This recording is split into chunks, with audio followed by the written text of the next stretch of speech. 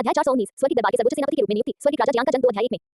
स्वर्गीय दरबार की चमत्कारी धुंध वाले हॉल के अंदर जैसे सम्राट सिंहासन पर विराजमान थे। उनका मोतियों से बना मुकुट लेकिन उससे सजा था और उनका गढ़ सूर्य चंद्रमा तारों और चारों समुद्रों के पहाड़ों और नदियों से घिरे हुए थे। आपकी प्रतिभा को देखते हुए मैं आपको राष्ट्र रक्षक मार्शल के पद पर नियुक्त करने के लिए तैयार हूं, जो कि स्वर्गीय राजा की समकक्ष होगा। आपका क्या विचार है? जैसे सम्राट ने हल्की मुस्कान के साथ कहा। जैसे ही ये शब्द कहे गए, बैठे हुए अमर लोग शोर मचाने लगे।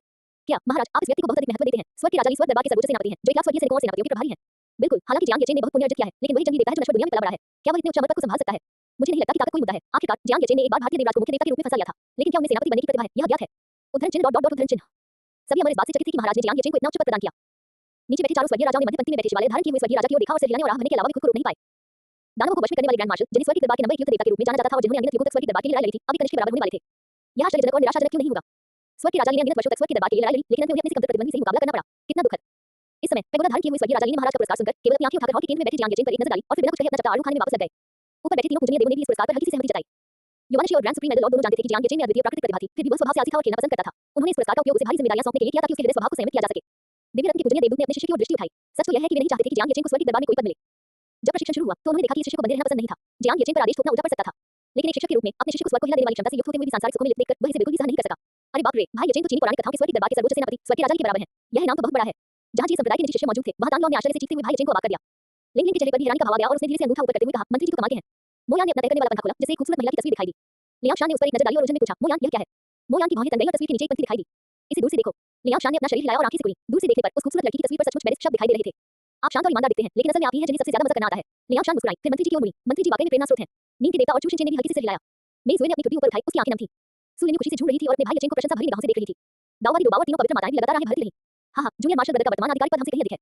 कछुआ आत्मा पवित्र माता ने अपने हाथों को अपनी कमर पर रखकर गर्व से कहा, है ना? मुझे पता था कि जूनियर मार्शल ब्रदर भविष्य में हमारी जी संप्रदाय का गौरव अवश्य बनेगा। जूनियर मार्शल ब्रदर जल्दी करो और इनाम स्वीकार करो।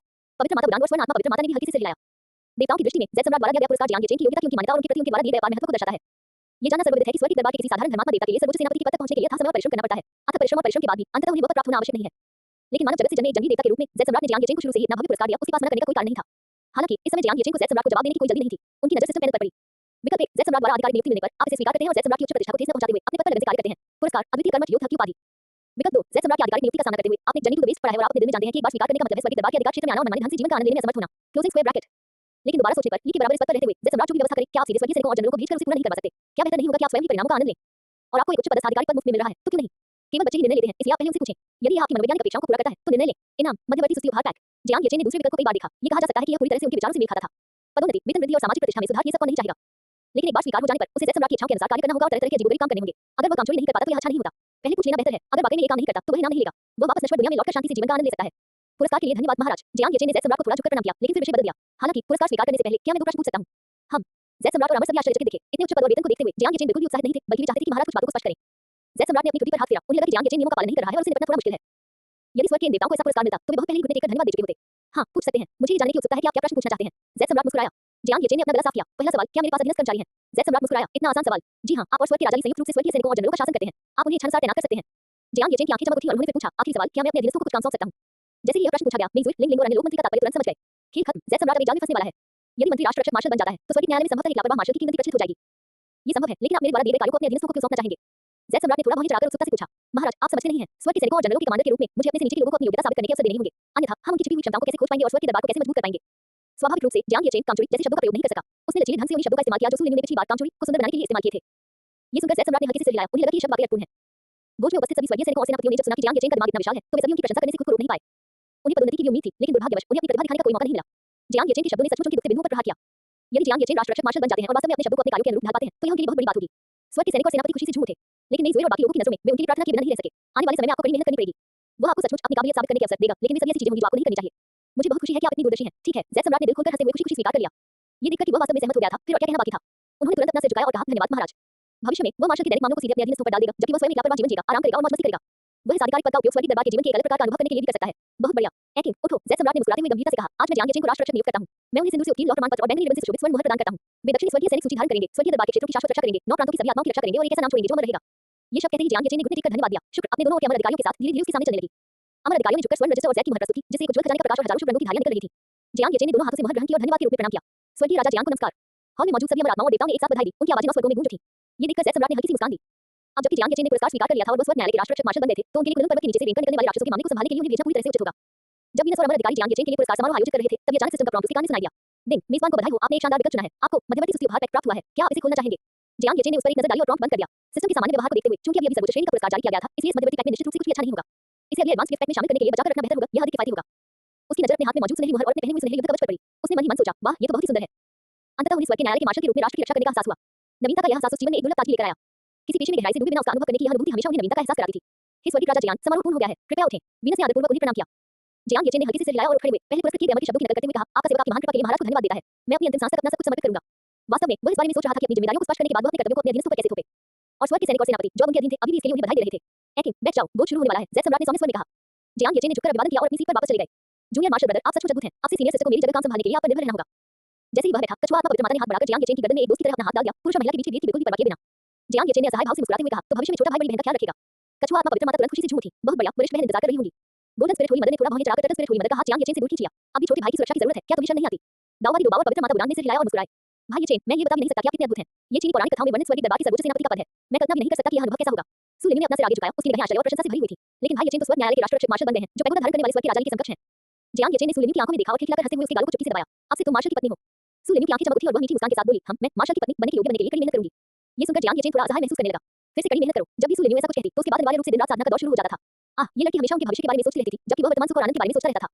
हालांकि उनके पिछले जीवन में जब वह एक स्थान पर फंसा हुआ था, सु लिन्यू ने उसे कभी नहीं छोड़ा था। इस जीवन में आगे बढ़ने की बारी उसकी थी और वह सु लिन्यू को अपने साथ ले जाना चाहता था। ठीक वैसे ही जैसे उसने पिछले जन्म में उसका मार्गदर्शन किया था। जियांग येचेन ने अपना हाथ थोड़ा ऊपर उठाया और सु लिन्यू को अपनी बाहों में भर लिया। क्या इस तरह भव्य समारोह देखना थोड़ा बेहतर होगा? सु लिन्यू का दिमाग कुछ पल के लिए सुन्न हो गया। उसके सुंदर चेहरे पर हल्की सी शर्मिंदगी झलक उठी और उसने धीरे से हम कहा, भाई येचेन मुझसे बहुत प्यार करते हैं। मुझे जीवन भर भाई येचेन के प्रति अच्छा व्यवहार करना चाहिए, उनके हर निर्देश का पालन करना चाहिए और उन पर स्नेह बरसाना चाहिए।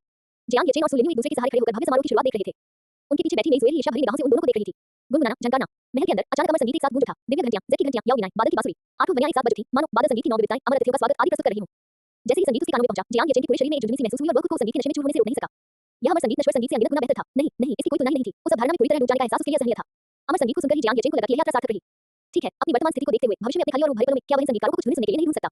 वह उन उपन्यासों में वर्णित परिष्कृत आनंद का भी अनुभव कर सकता था। आज कुछ करने को नहीं है, वे शाले चलते हैं। ओह, स्वर्गीय दरबार में संगीत सुनते हैं। जैसे ही अमर संगीत की ध्वनि उठी, उसकी निर्मल ध्वनि बादलों को घेर उठी। उसके बाद सात परियां अचानक हॉल के बाहर बादलों से प्रकट हुई। उनके वस्त्र क्रमशः लाल, नारंगी, पीला, हरा, सियान, नीला और बैंगनी रंग के साथ रंगों से जगमगा रहे थे। हर कदम के साथ कमल खिलते गए और उनकी पंखुड़ियां आकाश में बहते इंद्रधनुष की तरह लहराती रहीं। जियांग येचेन ने अपना शराब का प्याला उठाया और उसमें भरी हुई शराब को हल्के से घुमाया। उसने सात परियों की आकृतियां चौंकी हुई हंसों की तरह हल्की देखी। जैसे ही उनकी लंबी आंखें खुली, भीतर से सात रंगों के चमकीले बादल निकले, जो भोर के प्रकाश की 10,000 लकीरों के साथ चक्कर लगाते और नाचते रहे। नृत्य की चालें सुव्यवस्थित थी और दृश्य अनुभव अद्वितीय था। एक ऐसा अनुभव जो उन्होंने किसी भी अन्य नश्वर नृत्य प्रदर्शन में कभी नहीं किया था। अमर संगीत मधुर था और नृत्य की चालें मनमोहक थी, जिससे जियांग येचेन मंत्रमुग्ध हो गया। नियॉन लाइट्स और वाइन या इंद्रिय सुख जैसे शब्द ऐसे दृश्य का वर्णन नहीं कर सकते। ये संगीत और नृत्य का परमानंद था। हे भगवान, क्या इस स्वर्गीय दरबार का कार्यक्रम है? ये सीधे मेरे दिल को छू रहा है। तांगलों की निगाहें लगभग सात परियों के शरीरों पर टिकी हुई थी। लिंग लिंग को भी स्वाभाविक रूप से ये सुंदर लगा, लेकिन उसकी बातें सुनकर उसने सीधे उसके नितंब पर लात मार दी। तुम मुझे परेशान कर रहे हो। तांगलोन।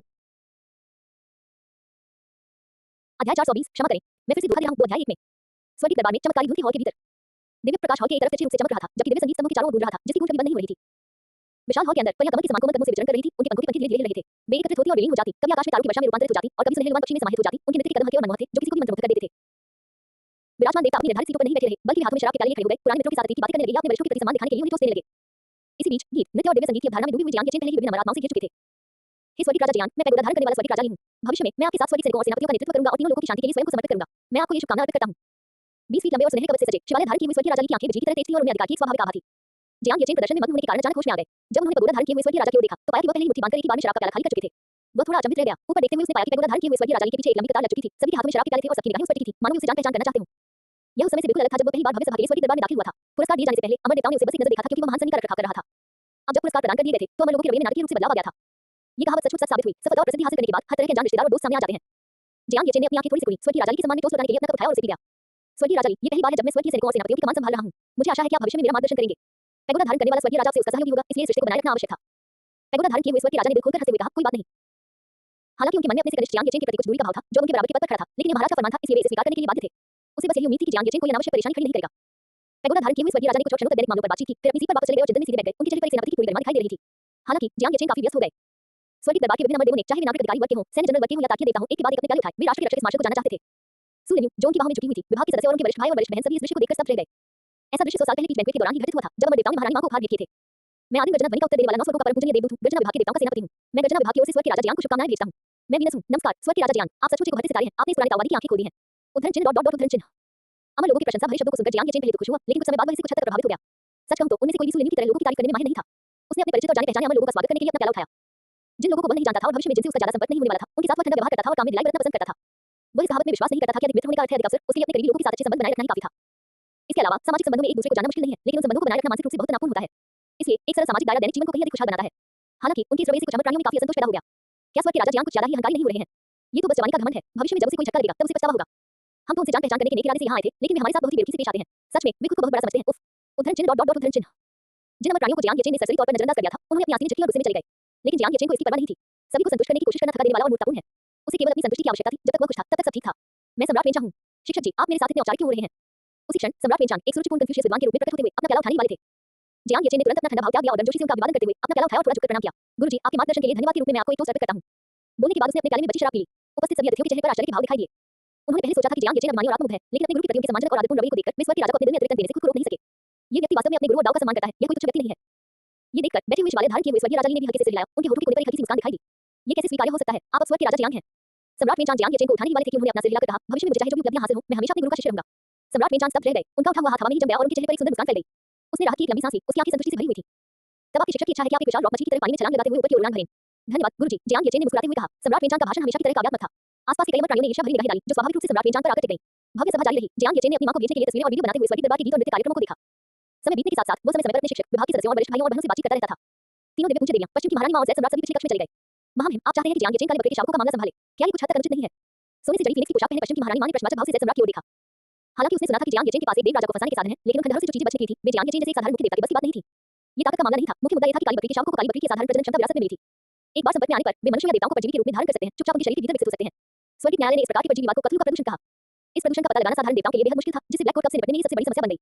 जब तक उनमें से एक छिपा रहता, वह निरंतर को जन्म दे सकता था। अंततः मानव जगत को जरूर साम्राज्य में बदल सकता था। पश्चिम की महारानी के माथे पर शिकन आ गई। काले बकरे के शावकों के खंडहरों से भागने के बाद से 3 दिन बीत चुके थे और यह कहना मुश्किल था कि मानव जगत में कितने नश्वर प्राणी पहले ही दूषित हो चुके थे। महारानी मां को चिंता करने की आवश्यकता नहीं है। मैं सहायता के लिए पैगोडा धारण करने वाले स्वर्गीय राजा और स्वर्गीय सैनिकों और जनरलों को भेजूंगा। ज़ैद सम्राट ने हल्की मुस्कान के साथ कहा। जहां तक चबुल के प्रदूषण का सवाल है। बोलते बोलते उन्होंने धीरे-धीरे 3 पूजनीय देवियों की ओर देखा। आदिम आरंभ के दिव्य पूजनीय के चेहरे पर कठिनाई के भाव प्रकट हुए। हमारे पास भी इस प्रदूषण को दूर करने का कोई कार्य तरीका नहीं है। यदि प्रदूषण गहरा नहीं है, तो अभी भी उपाय मौजूद है। यदि प्रदूषण हड्डियों के भीतरी भाग तक पहुंच चुका है, तो हम केवल उन्हें खत्म ही कर सकते हैं। हम ये सुनकर वहां मौजूद कई लोगों की आंखें तुरंत सिकुड़ गईं। ब्लैक कोट कफ की असाधारण प्रजनन गति को देखते हुए मानव जगत में वर्तमान में संक्रमित मनुष्यों की संख्या संभवतः कम नहीं थी। ज़ैद सम्राट की भौहें तनकर सिकुड़ी हुई थी। विभिन्न दिव्य राज्यों की घेराबंदी के दौरान जीवित रहने के लिए स्वर्गीय दरबार मानव लोक से प्राप्त अद्भुत वरदानों पर निर्भर था। यदि मानव जगत की जनसंख्या में तीव्र कमी आती है, तो 1.5 वर्ष में जब महान सनी को हटा दिया जाएगा और वे खंडहर पूरी तरह से पुनर्जीवित हो जाएंगे, तब स्वर्गीय दरबार के लिए स्थिति से निपटना और भी मुश्किल हो जाएगा। हे परम पूज्य, क्या सचमुच कोई और रास्ता नहीं है? उसने आशा की एक किरण के साथ पूछा। लेकिन तीनों दिव्य पूज्य कुछ क्षण के लिए चुप रहे, फिर उन्होंने हल्के से अपना सिर हिलाया। हॉल में सन्नाटा छा गया। महाराज, स्वर्ग के राजा जियांग आ गए हैं। जब तक वीनस हॉल के प्रवेश द्वार तक चलकर नहीं गई और जोर से आवाज नहीं लगाई, तब तक अंदर का सन्नाटा नहीं टूटा। ज़ैद सम्राट ने थोड़ा ऊपर देखा। उनके चेहरे पर फिर से वही शाही गरिमा झलकने लगी। उसे अंदर आने दो। पांचों व्यक्तियों की निगाहों के सामने सुनहरे कवच से सजे जियांग येचेन धीरे-धीरे विशाल हॉल में दाखिल हुए। जब जियांग येचेन ने देखा कि तीनों दिव्य पूज्य और पश्चिम की महारानी मां सभी वहां मौजूद हैं, तो उसका दिल जोर से धड़कने लगा। कुछ तो गड़बड़ थी। इस तरह की टीम को देखते हुए ज़ैद सम्राट द्वारा उसे यहां बुलाने का कोई अच्छा परिणाम नहीं निकल सकता था। उसने उन पांचों पर नजर डाली और बनावटी संयम का भाव दिखाते हुए झुककर अभिवादन किया। जियांग येचेन परम पूज्यों, महाराज और महारानी मां को प्रणाम करते हैं। ज़ैद सम्राट ने मुस्कुराते हुए सिर हिलाया और अपना हाथ उठाया। उठिए प्रिय मंत्री जियांग, मैंने आपको इसलिए बुलाया है क्योंकि एक मामला है जिसे मैं चाहता हूं कि आप संभालें। विस्मयादिबोधक चिन्ह। जियांग येचेन की निगाहें चारों ओर दौड़ गईं। मुझे पता था ये निश्चित रूप से कुछ अच्छा नहीं है।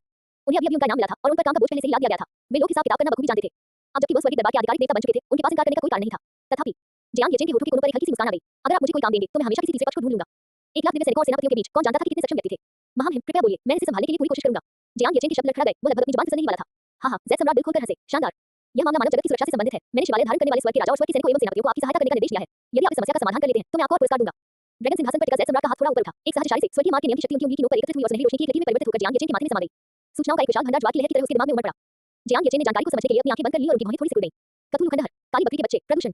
महज एक क्षण में जियांग येचेन को कुनलुन पर्वत के नीचे स्थित उन खंडहरों के बारे में एक बिल्कुल नई समझ प्राप्त हुई। पिछली बार जब वॉक्सिया ग्रेट फॉर्मेशन अस्थिर हुआ था, तो इसने कई ब्लैक गोट को चबुल से बचने करने का मौका दिया था। कुनलुन पर्वत के नीचे दबे हुए खंडहर। ज़ैद सम्राट ने धीरे-धीरे कहा, इनमें असाधारण प्रजनन क्षमता होती है और ये लगातार प्रदूषण फैला सकते हैं। यदि उन्हें पूरी तरह से खत्म नहीं किया गया, तो पर्याप्त समय दिए जाने पर मानव जगत चबुल के लिए एक खेल का मैदान बन जाएगा। सुनहरी रोशनी से जगमगाती हुई ज़ैद सम्राट की आंखें जियांग येचेन को घूर रही थीं। मैं तुम्हें आदेश देता हूं कि तुम स्वर्गीय सैनिकों और जनरलों को मानव लोक में ले जाओ ताकि काले बकरे के शावकों का पूरी तरह से सफाया किया जा सके और मानव लोक के लोगों की रक्षा की जा सके। ये सुनकर जियांग येचेन ने धीरे-धीरे अपनी आंखें खोली। कुछ देर सोचने के बाद उसने पूछा, महाराज, ये काले बकरे के बच्चे कितने बलवान हैं? दी गई जानकारी में चबुल की शक्ति का कोई मूल्यांकन नहीं था। यदि किसी युवा में भी सृष्टिकर्ता ईश्वर की शक्ति होती, तो क्या उसका विनाश निश्चित नहीं होता? इस बात पर निश्चित रहें, ब्लैक कोट कफ की ताकत गॉड रियल्म से बहुत अलग नहीं है। प्रश्नवाचक चिन्ह, प्रश्नवाचक चिन्ह। रुको, वे तो अभी देवलोक में ही हैं और तुम मुझसे एक प्रधान देवता से ये सब करवा रहे हो। क्या यह हथौड़े तोड़ने के लिए हथौड़े का इस्तेमाल करने जैसा नहीं है? जब जियांग येचेन आवाज था, तब पश्चिम की महारानी ने बोलना शुरू किया। उनकी आवाज कानों को बेहद मधुर लगी। यद्यपि उनकी शक्ति अधिक नहीं है, फिर भी वे छुपने में अत्यंत कुशल हैं। इसके अलावा चबुल इस दुनिया के भाग्य के धागों से परिविद्यमान है, इसलिए हम भी उनके स्थान का अनुमान नहीं लगा सकते। आपके सामने 2 तरह की कठिनाइयां हैं। पहली, ब्लैक गोट कफ को ढूंढना और दूसरी, जो सबसे महत्वपूर्ण है, महारानी मां का स्वर्ग गंभीर हो गया। कथुलू का प्रदूषण। फिलहाल स्वर्ग के दरबार के पास से निपटने का कोई प्रभावी तरीका नहीं है। काले बकरे के शावकों द्वारा तबाही मचाना शुरू किए 3 दिन बीत चुके हैं। मानव जगत में कितने लोग इससे प्रभावित हुए हैं, इसका कोई निश्चित अनुमान नहीं है। महारानी मां ने आंख भरी और जियांग येचेन की ओर देखा। मुझे उम्मीद है कि आप प्रदूषण को दूर करने का कोई उपाय ढूंढने की कोशिश करेंगे। प्रदूषण। महारानी द्वारा बताई गई 2 कठिनाइयों को सुनकर जियांग येचेन का चेहरा कुछ अजीब सा हो गया। क्या ये कठिनाइयां माना जा सकता है? क्या आपको काले बकरे के बच्चे नहीं मिल रहे? मैं अपना मिनी मैप खोल लेता हूं। क्या स्वर्गीय न्यायालय भी प्रदूषण को प्रभावी ढंग से शुद्ध नहीं कर सकता? मैं सर्वोच्च श्रेणी की शुद्धि का ही उपयोग करूंगा। इसमें मुश्किल क्या है? जियांग येचेन ने सोचा था कि यह कोई बड़ा संकट है, लेकिन ये बस इतना ही निकला। उसने राहत की एक लंबी सांस ली और उसका मुंह तुरंत शांत हो गया क्योंकि उसने बिना किसी भाव के अपने चेहरे पर वफादारी का इजहार किया। मैं अपने मिशन में निश्चित रूप से असफल नहीं होऊंगा। हैं? ज़ैद सम्राट, महारानी और तीनों दिव्य पूज्य देव ये देखकर आश्चर्यचकित रह गए कि जियांग येचेन ने बिना किसी झिझक के इतनी आसानी से सहमति दे दी। वास्तव में जैद सम्राट ने जियांग येचेन को यह मामला सौंप दिया था क्योंकि जियांग येचेन ने चमत्कारिक रूप से फॉर्मेशन प्लेट का निर्माण किया था ताकि वेट को टूटने की कगार पर होने पर उसे संभाला जा सके। इसलिए काले बकरे के शावकों की इस घटना के साथ जैद सम्राट एक बार फिर जियांग येचेन पर दांव लगाना चाहते थे, ये देखने के लिए कि क्या कोई चमत्कार होगा। वास्तविकता ये थी कि स्वर्ग की दरबार वास्तव में चतुर जैसी पौराणिक प्रणाली के सामने असहाय था, जो दुनिया के भाग्य के धागों से परे मौजूद थी। यदि वे ओलंपस या असगार्ड जैसे दिव्य राज्य होते, तो वे उनके स्थान और उनकी अगली चाल का पता लगाने के लिए स्वर्गीय रहस्यों का अनुमान लगा सकते थे।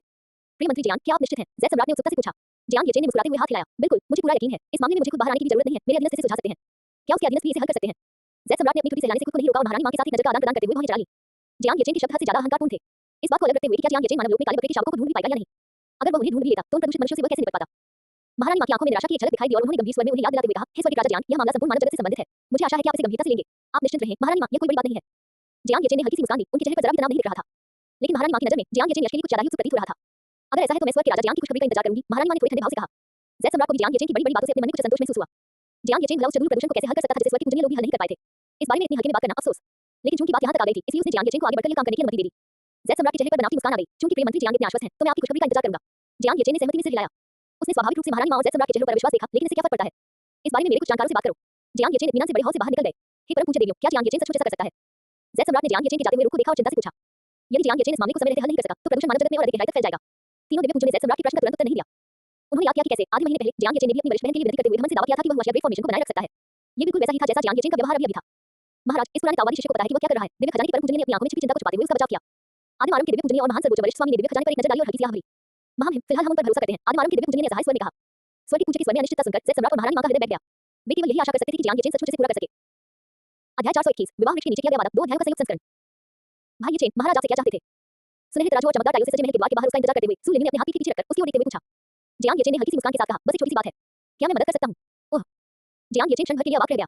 सु लिमि की चमकती आंखें थोड़ी फीकी पड़ गईं। हाँ, कोई बात नहीं, मैं भविष्य में मदद करने के लिए कड़ी मेहनत करूंगी। उसने धीरे से अपना सिर नीचे करते हुए खुद को एक बहाना दिया। जियांग येचेन ने हाथ बढ़ाकर उसके सिर पर हाथ फेरा। ये लड़की हमेशा उसके लिए मुश्किलें पैदा करने के बजाय खुद कष्ट सहना पसंद करती थी। उसने सु लिमि के मुलायम बालों पर हाथ फेरा और अपना हाथ नीचे ले जाकर धीरे से उसका छोटा सा कोमल हाथ थाम लिया। लिन्यू, चलो मैं तुम्हें सैर पर ले चलता हूं। देवताओं के लौटने के बाद स्वर्ग का दरबार पहले से कहीं अधिक जीवंत हो गया है। सु लिमि ने धीरे से अपना सिर उठाया। उसकी आंखें उसके विचारों को छुपा रही थीं और उसने आज्ञाकारी भाव से सिर हिलाया। वह हमेशा अपनी भावनाओं को इतनी जल्दी बदल देती थी, एक पल दुखी, फिर अगले ही पल मुस्कुराते हुए उसके साथ चलने लगती थी। वह कभी भी अपने खराब मूड को उसके सामने नहीं लाती थी। सु लिमि का हाथ पकड़े हुए जियांग येचेन इंद्रधनुष बादल की ईंटों से बने रास्ते पर धीरे-धीरे चल रहा था, जहां भी वे कदम रख रहे थे, प्रकाश ढूंढ रहा था। वाह, भाई येचेन, आसमान को देखो, ये पहले इतना सुंदर नहीं था। और 2 तालाब पहले तो उसमें ठहरा हुआ पानी ही रहता था, लेकिन अब उसमें सचमुच कोई मछलियां हैं। कितना सुंदर है। सु लिमि चलते-चलते बदलावों को देखती रही और जियांग येचेन से हर विषय पर बातें करती रही। अगर कोई विषय अटपटा भी हो जाता, तो भी वह कुशलता से बातचीत जारी रखती थी। इस तरह का भावनात्मक सहारा वास्तव में बहुत सुकून देने वाला था। चलते-चलते वे चांद के नीचे स्थित बूढ़े आदमी के महल के पास से गुजरे। सु लिमि रुक गई। महल की पट्टिका को देखते हुए उसकी आंखें चमक उठी। क्या तुम अंदर जाना चाहते हो? सु लिमि ने जोर से सिर हिलाया। लेकिन पिछली बार जब हम गए थे, तो चांद के नीचे वाले कुएं ने हमें अंदर नहीं आने दिया, वरना मैं भाई येचेन से शादी का धागा बांध सकती थी। जियांग येचेन मुस्कुराया। वह अभी ऊपर जाकर दरवाजा खटखटाने ही वाला था कि क्या वह चांद के नीचे बैठे बूढ़े आदमी को एक अपवाद के लिए मना सकता है। दरवाजा अपने आप खुल गया और एक दुबला-पतला बूढ़ा आदमी बाहर निकला। उसके बाल और दाढ़ी गिरी हुई बर्फ की तरह सफेद थे, फिर भी उसमें बुढ़ापे का कोई लक्षण नहीं दिख रहा था। हल्के लाल रंग के दाववादी वस्त्र पहने और कमर पर कभी न मिटने वाली लाल डोरी बांधे हुए उन्होंने दयालु और परोपकारी भाव से उनकी ओर देखा। उनकी आंखों के कोनों पर हल्की सी मुस्कान थी। हे स्वर्गीय राजा जियांग, आपके मेरे साधारण निवास पर आने का सौभाग्य मुझे किस कारण से मिला? आपने मुझे पहले से सूचित क्यों नहीं किया? चांद के नीचे बैठे बूढ़े व्यक्ति ने आदरपूर्वक सिर झुकाया, जो समय के बिल्कुल विपरीत था जब स्वर्गीय दरबार में उनकी पहली यात्रा के दौरान उन्हें वापस भेज दिया गया था। हे स्वर्गीय राजा जियांग, मैंने चाय तैयार कर ली है, कृपया आप दोनों अंदर आइए। जियांग येचेन एक पल के लिए हैरान रह गया, लेकिन फिर अपनी वर्तमान स्थिति को देखते हुए उसे बात समझ आ गई। राष्ट्र रक्षक मार्शल होने के नाते कर्तव्यों के साथ-साथ कई विशेषाधिकार भी मिलते थे। इसके अलावा वह अपने अधीनस्थों को कार्य सौंप सकता था और एक आरामदेह स्वर्गीय राजा के रूप में चिंतामुक्त जीवन का आनंद ले सकता था। इसकी कोई जरूरत नहीं है, मैं बस अपनी पत्नी को एक छोटी सी सैर पर ले जा रहा हूं। क्या ये सुविधाजनक है? बहुत सुविधाजनक, बेहद सुविधाजनक। चांद के नीचे खड़े बूढ़े व्यक्ति ने बिना किसी झिझक के सहमति जताते हुए हाथ से इशारा किया। कृपया जल्दी अंदर आइए। जियांग येचेन ने सु लिमि पर नजर डाली। चल दर। सु लिमि अपनी तंद्रा से बाहर निकली और चांद के नीचे स्थित बूढ़े आदमी के महल की दहलीज पार कर गई। उसका दिल एक घबराए हुए हिरण के बच्चे की तरह तेजी से धड़क रहा था। भाई येचेन ने अभी एक बाहरी व्यक्ति को बताया कि वह उसकी पत्नी है। वह बहुत खुश थी। उस एक वाक्य ने सु लिमि के हृदय को अपार संतुष्टि से भर दिया। जियांग येचेन ने चांद के नीचे रहने वाले बूढ़े व्यक्ति की संगति को स्वीकार कर लिया और सु लिमि को 2 पेड़ों के पास ले गया। वे चांदी के रंग के 2 सुमंथ के पेड़ थे जिनकी शाखाएं आपस में इस तरह लगी हुई थी मानो प्रेमी एक दूसरे को गले लगा रहे हों। उनसे लाल रेशमी धागे लटक रहे थे जो विवाह की आशाओं से भरी अनगिनत खूबसूरत शुभकामना पट्टिकाओं को जोड़ रहे थे। अचानक एक हल्की हवा चली जिससे पट्टियों से हल्की सी झनकार निकली जो कोमल फुसफुसाहट की कोरस जैसी लग रही थी। जियांग येचेन और सु लिमि विवाह वृक्ष के नीचे खड़े होकर एक दूसरे को निहार रहे थे। चांद के नीचे बैठे बूढ़े आदमी, क्या आप हमारे लिए धागा बांध सकते हैं? जियांग येचेन ने अचानक पूछा। चांद के नीचे बैठा बूढ़ा आदमी जो दूर से देख रहा था तुरंत दुविधा में पड़ गया। जियांग येचेन अब स्वर्गीय दरबार के राष्ट्र रक्षक मार्शल थे जिनका दर्जा सर्वोपरि था। स्वर्गीय दरबार में किसी भी परी से विवाह करना उनके लिए एक सरल बात होगी। वह सचमुच यह नहीं समझ पा रहा था कि वह अपना भाग्य किसी नश्वर प्राणी से क्यों जोड़ना चाहेगा। लेकिन अगर इस दुनिया में प्यार का मतलब सिर्फ सामाजिक स्थिति से मेल खाना हो तो यह प्यार शब्द का अपमान होगा। चांद के नीचे बैठा बूढ़ा आदमी एक पल के लिए झिझका, फिर उसने हल्की से सिर हिलाया। विवाह पंजीकरण पत्र उनके बाएं हाथ में प्रकट हुआ और उन्होंने अपने दाहिने हाथ से लाल रंग की अमर डोरी का एक धागा खींचा। जैसे ही जियांग येचेन और सु लिमि ने विवाह रजिस्टर में अपने नाम लिखे, लाल डोरी धीरे-धीरे हवा में तैरने लगी और उसके सिरे नीचे आकर उनकी कलाई के चारों ओर लिपट गए। सु लिमि की आंखें थोड़ी काम को थी जब उसने अपनी कलाई पर चमकती लाल डोरी को देखा और खुशी से मुस्कुराई। उसकी मुस्कान बेहद मनमोहक थी। वह आगे बढ़ी और जियांग येचेन की बाहों में खुद को झोंक दिया। भाई येचेन, हम हमेशा साथ रहेंगे। उसने लगभग गर्व से अपनी कलाई उठाई। जियांग येचेन ने हल्के से सिर हिलाया और वे विवाह वृक्ष की आपस में गुंथी हुई शाखाओं के नीचे गले मिले। हवा में ओसमंथस की हल्की सी खुशबू तैर रही थी जिससे उनकी सांसें भी कोमल लग रही थी। चांद के नीचे बैठा बूढ़ा आदमी उन्हें देखता रहा और सिर हिलाता रहा। फिर धीरे-धीरे बोलने से पहले उसने विवाह पंजीकरण पत्र को एक तरफ रख दिया। एक ही डोर 2 लोगों को बांधती है, एक ही वादा तब तक कायम रहता है जब तक उनके बाल सफेद न हो जाएं। चांदनी रात में खड़े बूढ़े व्यक्ति ने हल्की सी हंसी हंसते हुए महल के द्वार के अंदर वापस जाने के लिए मुड़ गए। स्वर्गीय दरबार का युद्ध मंत्रालय, क्लाउड टॉवर पैलेस। स्वर्गीय राजा जियांग को मानव लोक में काले बकरे के शावकों द्वारा फैलाई जा रही प्रदूषण से निपटने में सहायता करना। शुक्र, क्या आपको यकीन है कि यह महाराज का आदेश है? सुनहरे कवच से सजे पैगोडा धारण करने वाले स्वर्गीय राजा ने आदेश देने वाली वीनस को घूरते हुए वहीं चढ़ाकर पूछा। जियांग येचेन को भारी जिम्मेदारियां सौंपना उचित था क्योंकि वह अभी राष्ट्र रक्षक मार्शल बने थे, लेकिन महामहिम द्वारा उन्हें सहायता के लिए रखना निश्चित रूप से उनकी क्षमताओं का मापना था। स्वर्गीय राजा ली, मैं जानता हूं कि आप क्या सोच रहे हैं। वीनस को इस मामले की अच्छी जानकारी थी। उसने हल्की मुस्कान के साथ कहा, तुम सचमुच इस मामले को संभाल नहीं सकते। स्वर्ग के पूजनीय देवताओं के पास भी चंद्रमा के प्रदूषण का कोई अच्छा समाधान अभी तक नहीं है। तो क्या स्वर्ग के राजा जियांग इसे हल कर सकते हैं? क्या ऐसा हो सकता है कि वह स्वर्ग के पूजनीय लोगों से भी अधिक शक्तिशाली हो? पैगोडा धारण किए हुए स्वर्गीय राजा ने अपनी आंखें सिकोड़ लीं। वीनस ने हल्की सी मुस्कान बिखेरी। जब आप फॉर्मेशन प्लेट पर विचार करते हैं, स्वर्गीय राजा जियांग ने ऐसी रचना की है जो हुआशिया महान संरचना को बनाए रख सकती है, आपको महान का निर्णय अजीब नहीं लगेगा। ये याद दिलाने के बाद उसने अपनी मक्खी भगाने वाली छड़ी को झटका दिया और एक कमर बादल पर सवार होकर क्लाउड टॉवर पैलेस से प्रस्थान कर गया। पैगोडा धारण किए हुए स्वर्ग के राजा गहन चिंतन में डूब गए। वीनस के शब्दों ने वास्तव में उन्हें ज्ञान प्रदान किया था। इस जियांग येचेन को सचमुच एक साधारण लेंस से नहीं देखा जा सकता था। अगर यह सहायता है तो ठीक है, इस जनरल को भी देखना चाहिए कि जियांग येचेन क्या कर सकता है। जे उसके बोलने के कुछ ही समय बाद नेचा अपने हाथों को जेब में डाले अपने पवन रंगी पहियों पर सवार होकर बाहर निकला। उसके चेहरे पर अधीरता का भाव था। अपने बेटे के लापरवाह और बेपरवाह रवैये को देखकर पैगोडा धारण करने वाले स्वर्गीय राजा ने अपना दाहिना हाथ आगे बढ़ाया और 7 रत्नों से सुसज्जित उत्कृष्ट पैगोडा उसके ऊपर हवा में तैरने लगा। नेचा प्रतिशत और उसने धीरे से अपने हाथ जेब से बाहर निकाले। पापा क्या बात है, जाओ अपने जूनियर मार्शल अंकल को बुलाओ, मुझे उनसे ब्लैक कोट कप्स के मामले पर चर्चा करनी है। पैगोडा धारण किए हुए स्वर्गीय राजा ने गंभीर भाव से कहा। शायद अभी नहीं, नेचा ने सिर हिलाकर कहा। क्यों? क्योंकि मेरे छोटे मार्शल अंकल इस समय मेरी छोटी मार्शल आंटी के साथ प्यार भरी बातें करने में व्यस्त हैं। पिताजी आपको बस थोड़ा इंतजार करना चाहिए। नेचा ने हाथ हिलाते हुए कहा। क्या? पैगोडा धारण किए हुए स्वर्गीय राजा ने मेज पर हाथ पटका और खड़े हो गए। उनकी आंखों में संतोष की झलक दिखाई दी। ब्लैक कोट कप्स द्वारा मानव जगत में तबाही मचाने के साथ देवी का हर क्षण का मतलब था कि और अधिक नश्वर प्राणी जरूर द्वारा दूषित हो रहे थे। ऐसे नाजुक समय में भी स्वर्ग के राजा जियांग के पास वास्तव में प्रेम प्रसंग करने का समय था। क्या उसे सच में लगता था कि यह बच्चों का खेल है? भव्य सभा के दौरान शिक्षकों और दाऊ के प्रति जियांग येचेन के सम्मान के कारण उनके मन में जो सद्भावना थी वह क्षण भर में गायब हो गई। झाएं उस बात को छोड़ो, अभी जाओ मेरे लिए स्वर्ग के राजा जियांग को यहाँ बुलाओ। मैं नहीं जा रहा हूँ। हम स्वर्ग के राजा के दाहिने हाथ में स्थित पैगोडा सुनहरी रोशनी से जगमगा उठा। नेचा के होंठ फड़क उठे। बुजुर्गों आपको बस इतना ही आता है कि उस पैगोडा का इस्तेमाल करके मुझे धमकाना है। हम बस इंतजार करो, एक बार जब मैं अपने जूनियर मार्शल अंकल से कुछ शक्तिशाली दिव्य कलाकृतियां छीन लूंगा तब देखते हैं कि तुम मुझे कैसे नियंत्रित करोगे। समझ गया? अपने अपनी युक्त भाले को कंधे पर उठाए हुए वह अपने पवन रंगी पहियों पर सवार होकर बादल टॉवर महल से बाहर उड़ गया। कुछ देर बाद क्लाउड टॉवर पैलेस के बाहर दो आकृतियां दिखाई दी। जियांग येचेन ने नेचा को अवाक निगाहों से देखा। झाएं अपने जूनियर मार्शल अंकल के अच्छे समय में खलल डालने के लिए तुम वाकई कुछ खास हो। वह सूर्य को चुनने ही वाला था, लेकिन जैसे किसी टीवी ड्रामा का कथानक अचानक वास्तविकता में प्रकट हो जाता है, नेचा अचानक बाहर आकर कहने लगा कि पैगोडा धारण करने वाले स्वर्गीय राजा उसे आमंत्रित कर रहे हैं। मेरे पास कोई चारा नहीं था, वह बूढ़ा मुझे अपने पैगोडा से दबा देगा। नेचा असहाय दिख रहा था और उम्मीद भरी निगाहों से उसकी ओर देख रहा था। छोटे मार्शल अंकल, क्या आप मुझे गॉड किंग स्तर का कोई दिव्य कलाकृति उधार देंगे? तब मुझे उससे डरने की जरूरत नहीं होगी। चीनी पौराणिक कथाओं में नेचा के विद्रोही कारनामों को याद करते हुए जियांग येचेन का चेहरा सिकुड़ गया।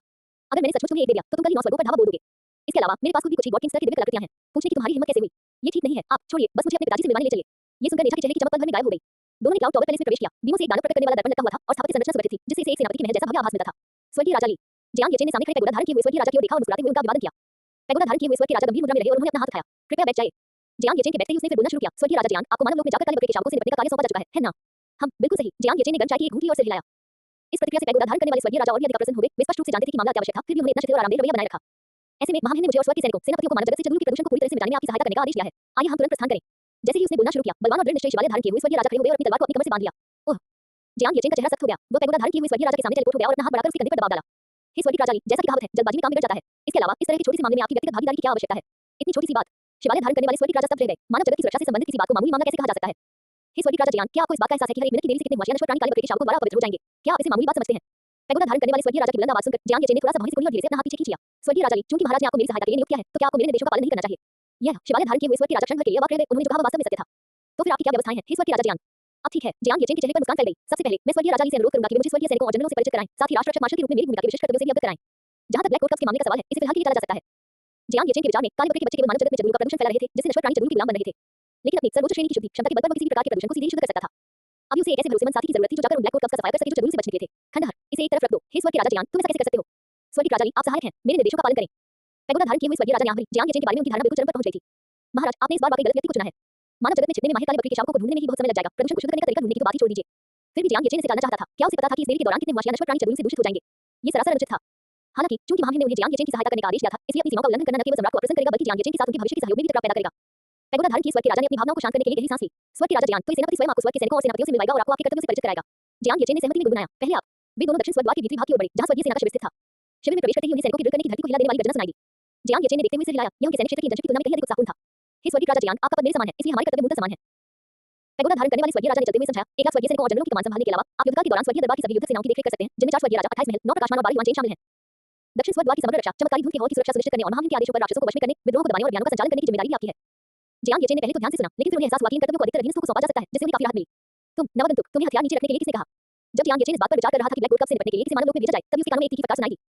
उसने आवाज की दिशा में देखा और विशालकाय आत्मा देवता को देखा, जो 20 फीट लंबा और 30 फीट कमर वाला था और क्रोध से अपनी घनी भौहें से उड़े हुए एक स्वर्गीय सैनिक की ओर बढ़ रहा था। अपना हथियार उठाओ, मेरे आदेश के बिना इसे नीचे रखना मना है। विशालकाय आत्मा देवता ने अपनी बुलंद आवाज में दहाड़ लगाई। स्वर्ग के राजा जियांग और स्वर्ग के राजा ली इस समय शिविर का निरीक्षण कर रहे थे और यह नवदंतुक परेशानी खड़ी कर रहा था। मुझे माफ करना, मैं बस एक पल के लिए विचलित हो गया था। चांदी के कवच में लिपटी मेई ने जल्दी से अपना चांदी का भाला उठाया, हालांकि उसकी बहुत निगाहें समय-समय पर जियांग येचेन पर टिकी रहती थी। मैं यहाँ माफी स्वीकार नहीं करता, गलतियों की सजा मिलनी चाहिए। आप मेरे लिए स्वर्ग के दरबार का एक चक्कर लगाओ। मेई की अद्वितीय सुंदरता को देखते हुए विशालकाय आत्मा देवता वास्तव में उसे भारी दंड देने के लिए खुद को तैयार नहीं कर सके। मेई ने अपने चांदी के भाले पर अपनी पकड़ थोड़ी कसी और जल्दी से सिर हिलाया। हाँ, इंतजार। जैसे ही मेई मुड़ने ही वाली थी, जियांग येचेन ने उसे आवाज दी। विशालकाय आत्मा देवता ने जल्दी से आगे बढ़कर क्षमा मांगते हुए कहा, स्वर्गीय राजा जियांग, उसने आज ही कार्यभार संभाला है और उसे अभी तक कई नियमों की जानकारी नहीं है। कृपया उसे क्षमा कर दीजिए। मेई ने अपना सिर नीचे झुका लिया और सोचने लगी, क्या मैंने विभाग प्रमुख को शर्मिंदा कर दिया? मेई को देखते हुए जियांग येचेन को भव्य सभा के पुरस्कारों के दौरान उसे स्वर्गीय सैनिकों और जनरलों में शामिल करने का मामला याद आ गया। जिस सक्षम सहायक को उन्होंने प्रशिक्षित किया था, उसे एक साधारण स्वर्गीय सैनिक के रूप में कैसे नियुक्त किया जा सकता था? ये ठीक नहीं होगा। जियांग येचेन ने उस बलवान विशालकाय आत्मा देवता पर एक नजर डाली। नए व्यक्ति से गलतियां होना सामान्य बात है, ये समझ में आता है। मुझे लगता है कि उसमें अपार क्षमता है। संयोगवश राष्ट्र रक्षक मार्शल होने के नाते मेरे पास कोई सहायक नहीं है। क्या आप मेरी सहायक बनना चाहेंगी? हैं? पैगोडा धारण किए हुए स्वर्गीय राजा और विशालकाय आत्मा देवता अचंभित दिखाई दिए, जबकि नेचा उदासीन रहा, क्योंकि वह जानता था कि दोनों पहले से ही एक दूसरे को जानते थे। मेई ने धीरे से अपना सिर उठाया, उसकी मोहक आंखों में जियांग येचेन की छवि प्रतिबिंबित हो रही थी। क्या आप तैयार हैं? जियांग येचेन ने फिर पूछा। अपनी आंतरिक उत्तेजना को दबाते हुए मेजुए ने सिर हिलाया। मैं हूँ। जियांग येचेन ने हल्की सी मुस्कान दी। उन्हें इस बात की चिंता थी कि स्वर्गीय सैनिकों और सेनापतियों में शामिल सभी लोग पगोड़ा धारण करने वाले स्वर्गीय राजा के भरोसेमंद अनुयायी थे और उनका अपना कोई अन्याय नहीं था। अब जबकि मेजुए लगभग उसकी गोद में आ गिरी थी, वह भविष्य में राष्ट्र रक्षक मार्शल के मामलों को संभालने में उसकी मदद कर सकती थी। अच्छा, मुझे कल रिपोर्ट देना। मेजुए की आंखें सुखद आश्चर्य से भर गईं। जी हाँ, विभाग प्रमुख, स्वर्गीय राजा जियांग। विशालकाय आत्मा देवता का चेहरा सख्त हो गया। रुको, अभी आए एक नवागंतुक को पदोन्नति कैसे मिल गई? अरे हाँ। जियांग येचेन ने पैगोडा धारण किए हुए स्वर्गीय राजा की ओर देखा। स्वर्गीय राजा ली, स्वर्गीय सैनिक और सेनापति भी मेरे अधीन है ना? पैगोडा धारण किए हुए स्वर्गीय राजा एक पल के लिए हिचकिचाए, फिर उन्होंने सिर हिलाया। जियांग येचेन की निगाह विशालकाय आत्मा देवता पर पड़ी और उसने ठंडे स्वर में कहा, विशालकाय आत्मा देवता, ये सेनापति आपको मानव लोक में जाकर कुंदन पर्वत से निकले काले बकरे के शावकों का वध करने का आदेश देता है। खंडहर, असफल मत हो। क्योंकि आपने मेरे विभाग के सदस्य को धमकाया, इसलिए आप सीधे खतरे के घेरे में आ गए हैं। ये सुनकर पैगोडा धारण करने वाले स्वर्गीय राजा की भौहें तुरंत तन गईं। क्या ये वही कार्य नहीं था जो महाराज ने जियांग येचेन को सौंपा था? विशालकाय आत्मा देवता भी एक पल के लिए स्तब्ध रह गए। ये स्वर्ग के राजा जियांग, क्या तुम आदेशों का उल्लंघन करने जा रहे हो?